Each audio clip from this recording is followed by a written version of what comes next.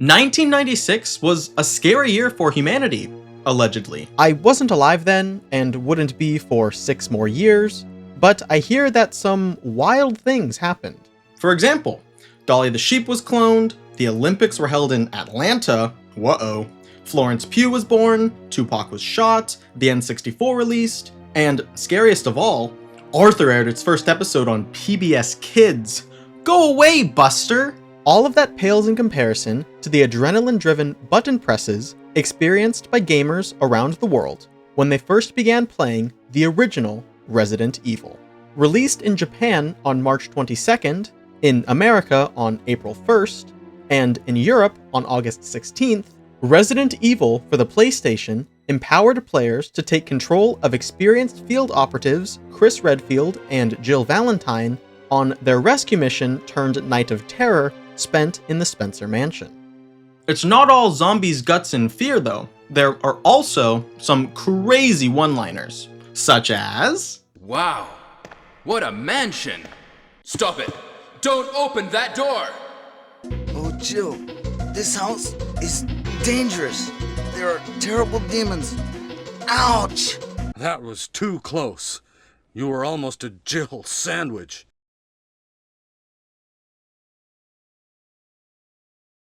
Jill sandwich. I've never played Resident Evil for the PS1. I've played the 2002 remake and multiple sequels in the franchise, but I have yet to touch the event horizon that spawned the series.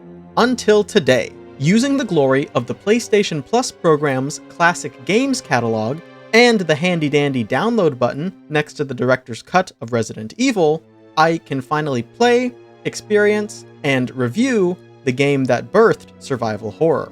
The game that refined survival horror. Sorry, Alone in the Dark.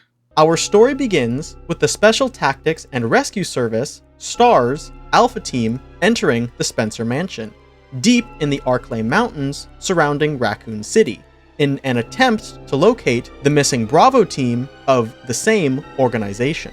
On the way in, our heroes Chris Redfield, Jill Valentine, Barry Burton, Albert Wesker, and a few other nobodies are ambushed by seemingly rabid dogs, which force the crew to seek refuge inside the mansion.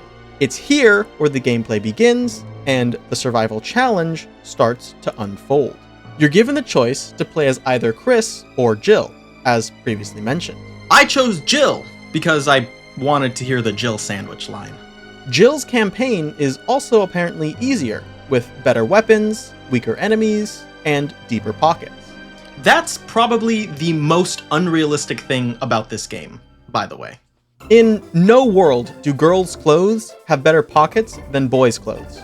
Ask any girl. They never have good pockets. Some of their pockets aren't even pockets. They're just sewn in slits that are meant to look like pockets. The treachery! All things considered, though, the stories experienced by Chris and Jill are very, very similar.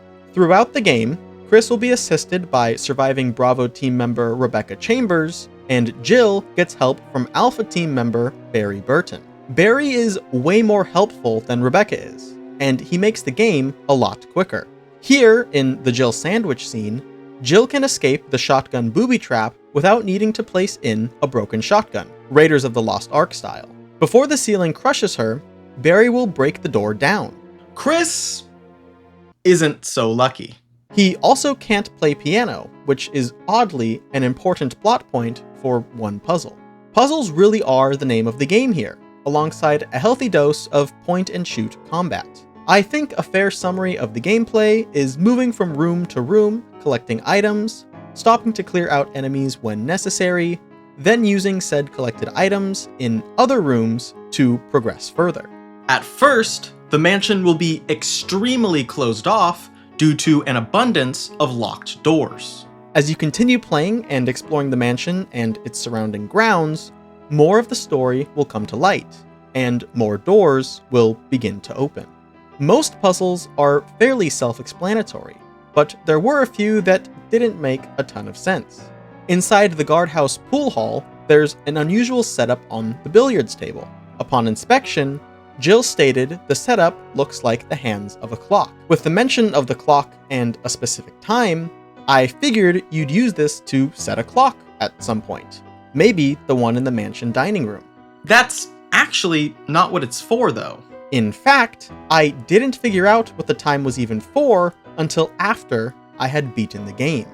Later, in the very same guardhouse, you'll have to solve this glowing lights/buttons puzzle to enter the chemical mixing room. I solved this puzzle like I solve most puzzles, randomly pressing buttons until something works. Turns out, if you input the time code as numbers corresponding to the buttons, you'll gain entry to the mixing room much quicker. It's unrealistic, in my mind, to expect a player to mentally associate an hour and minutes to a series of 9 buttons. So for the rest of the game, I was trying to find any clock or clock-like thing to interact with to set the time I had discovered. Who even sets up a billiards table to look like a clock anyway? Moving about the game is accomplished via the forever controversial tank controls, where pushing up on the D-pad moves the character forward, not away from the fixed camera. Up and down will move the character forward or backward based on where they're looking, and left and right pivots the character in place. Combining these actions means you can run arcs like crazy, which is useful for dodging enemies in the game's many hallways. Tank controls are never my first choice in movement style, but it certainly fits what Resident Evil is doing.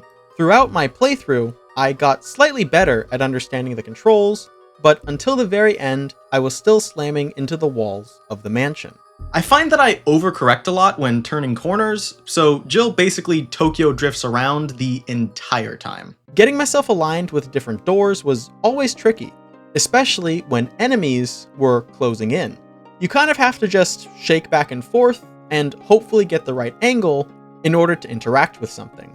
In most cases, there's plenty of time to finagle a bit, but when the pressure's on, it can get very intense. I never really had complaints about the controls, but they did make certain boss fights a little tricky. More on that in just a second. While prowling around, you'll be subjected to a slew of enemy types.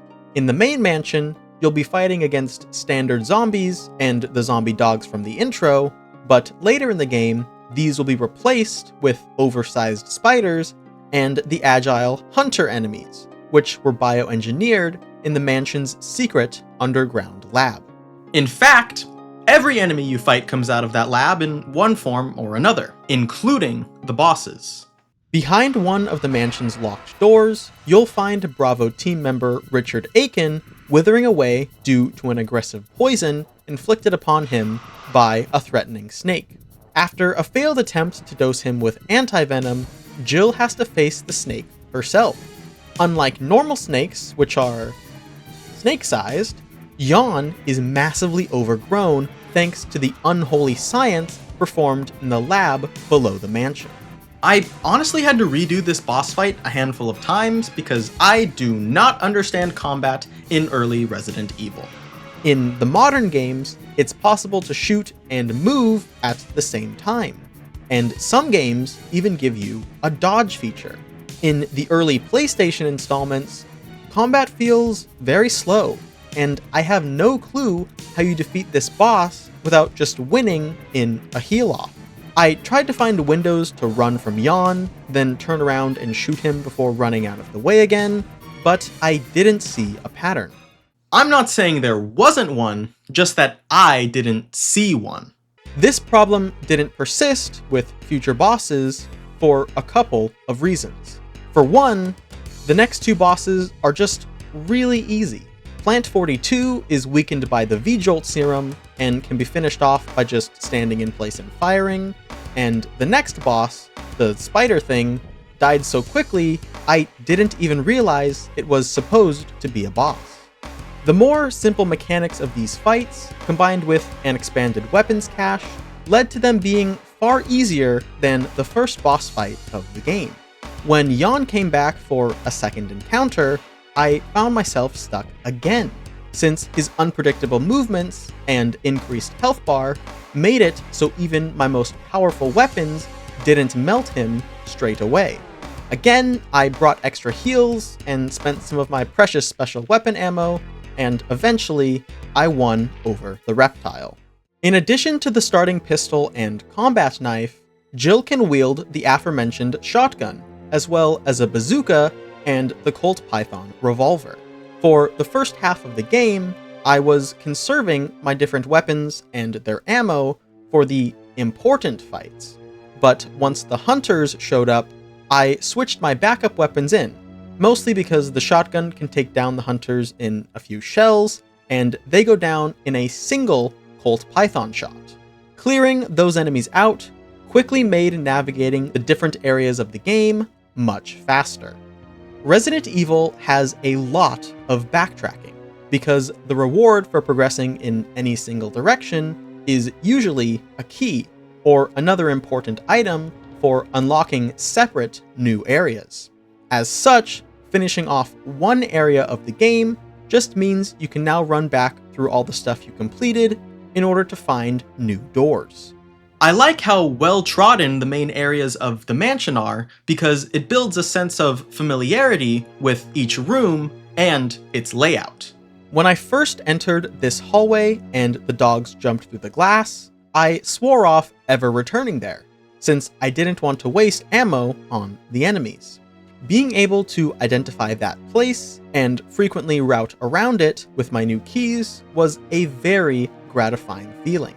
By the time I was entering the final area of the game, the lab, I was solely using the bazooka to clear out common enemies.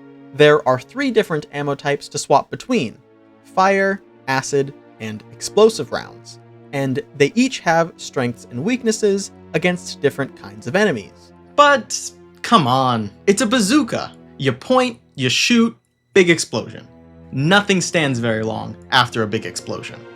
Inside the lab, the story of the game comes to a head, and all is revealed. From the start, your team has been suspicious of the Spencer Mansion and the goings-on within it, since, in addition to Bravo Team going missing, you also lose track of the other playable character, either Chris or Jill, and Captain Albert Wesker. As STARS members start to get picked off one by one, the suspicion grows. Enrico, the captain of the Bravo team, in particular, reveals some telling information, as he hints that everything that has gone on in the mansion and with both STARS teams was orchestrated from the start.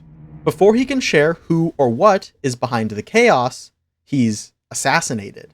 From a series of notes, letters, and other documents in the mansion, guardhouse, and the lab, you discover that the Umbrella Corporation, a medical conglomerate, has been developing bioweapons and distributing them for massive profits. Classic Big Pharma.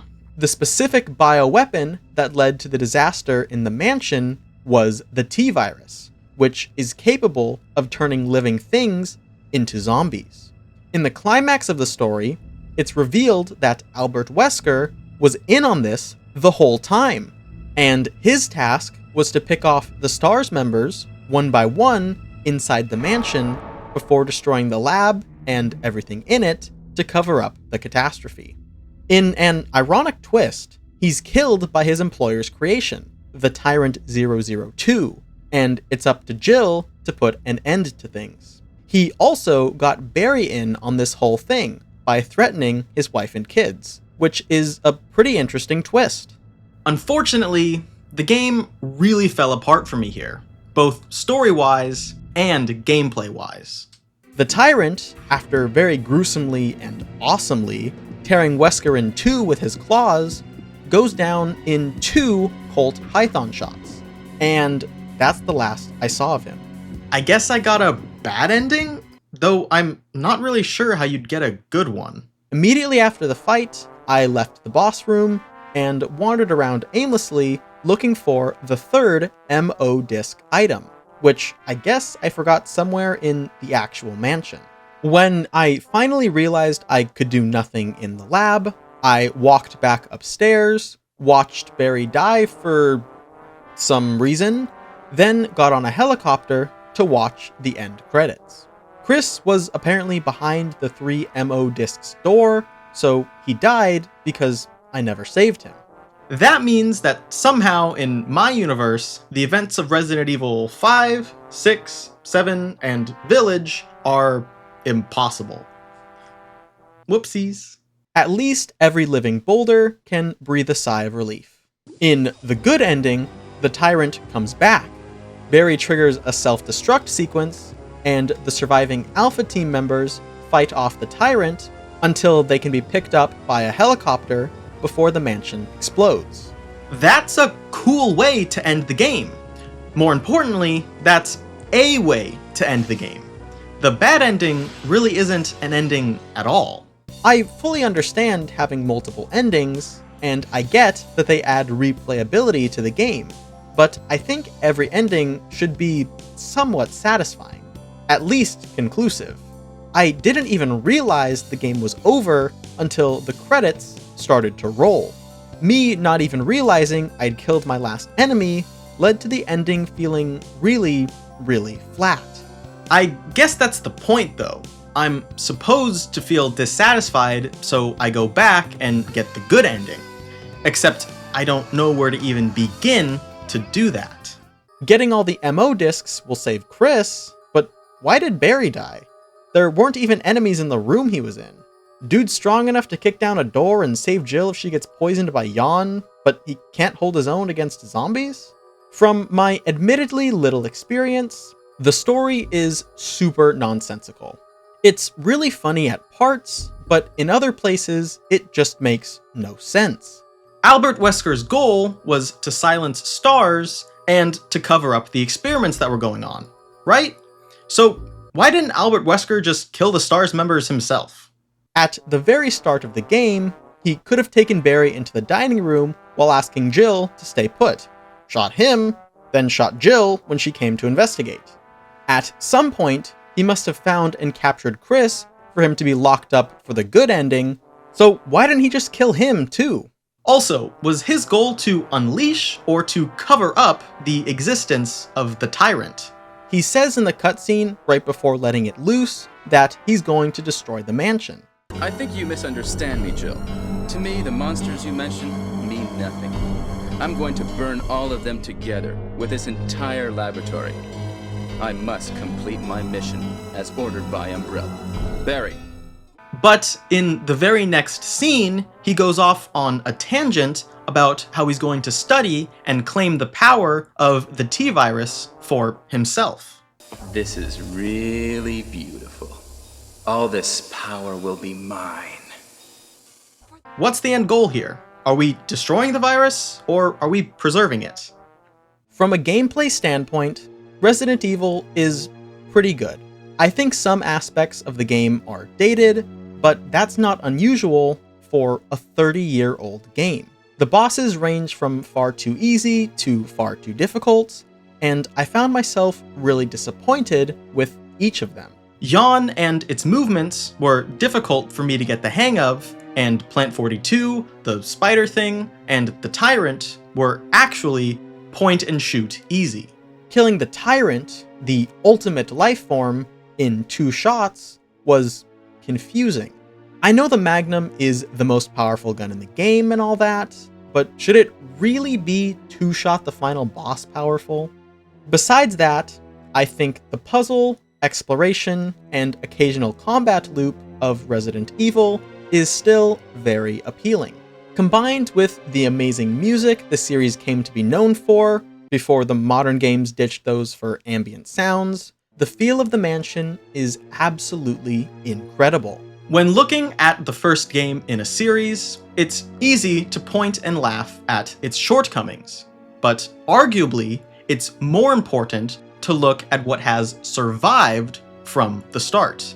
The true core lifeblood content of the Resident Evil series took root in the very first game, and went on to be refined in later installments. In all of its campy glory, Resident Evil really is a good game. Like with all things in life, it has its ups and downs throughout its 7 or so hours of gameplay, but in general, the game deserves the reputation it has. Resident Evil 2 definitely feels like a more refined game, but duh, it's the sequel. On its own, the original Resident Evil is still worth playing today. Obviously, not everyone will like the game, since survival horror as a genre is a bit of an acquired taste, but for people who like the genre, the original Resident Evil is not outdated nor superseded by its remake. It's a little rough around the edges, and if you can figure out how to get the good ending without any help or prior knowledge, I'll be seriously impressed, but the experience is worth the bumps. The comedy factor of the dialogue alone makes it worth playing through the game. You know what? It's downright inspiring. I think I'm ready to start a comedy career. All right. Hey, how's it going? Wow. What a comedy club.